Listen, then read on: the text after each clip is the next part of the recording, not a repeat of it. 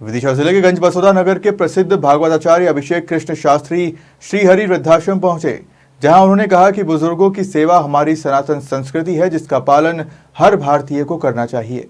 दरअसल विदिशा स्थित श्रीहरि वृद्धाश्रम में पहुंचे लोकप्रिय भागवताचार्य पंडित अभिषेक कृष्ण शास्त्री ने बुजुर्गों के साथ आत्मीय संवाद किया और उनकी सेवा को धर्म का सर्वोच्च कार्य बताया। उन्होंने कहा कि सनातन संस्कृति में माता पिता और वृद्धजनों की सेवा को पूजा से भी बढ़कर माना गया है।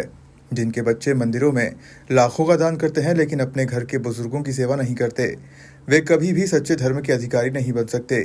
इसके साथ ही उन्होंने आगे कहा कि वृद्धाश्रम होना भारतीय समाज के लिए एक तरफ जहां सामाजिक विफलता को दर्शाता है, वहीं दूसरी ओर ऐसे संस्थान उन बुजुर्गों के लिए वरदान है जो निराश्रित, बेसहारा और आर्थिक रूप से कमजोर हैं।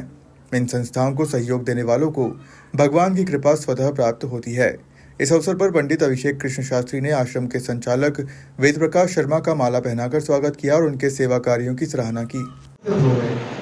अभी तक व्रत के रूप में हरि थे, लेकिन आपकी 20 साल की तपस्या से ठाकुर जी प्रसन्न हो गए। तो इस सेवा का फल क्या होगा?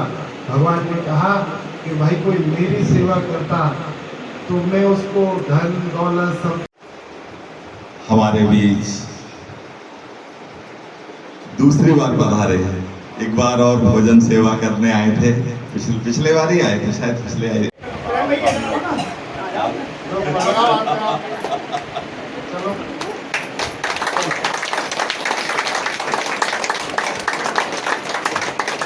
की संस्कृति मातृदेवो भव पितृदेवो भव की संस्कृति है। तो यहाँ वृद्धाश्रम होना, ये तो ओल्ड मैन हाउस विदेशों की परंपरा है।